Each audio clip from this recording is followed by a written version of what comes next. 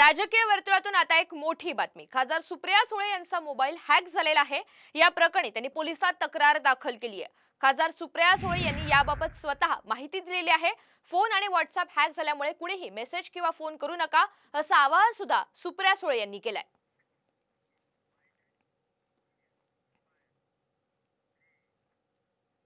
आणि त्या मेसेजवर मी फक्त उघडला बघायला की काय आहे आणि ते तिथलं शेजारचं जे आयकॉन असतं ते दाबलं फक्त।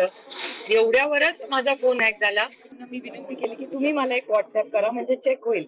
तर तो डिलिव्हरी झाला आणि त्या व्यक्तीने जयंतरावनं उत्तरही दिलं त्याचा आणि माझा बंद होता। तुम्हाला कुठलाही मेसेज आला तर तो जबाबदारीने वाचा आणि जर अनोळखी असेल तर प्लीज घेऊ नका।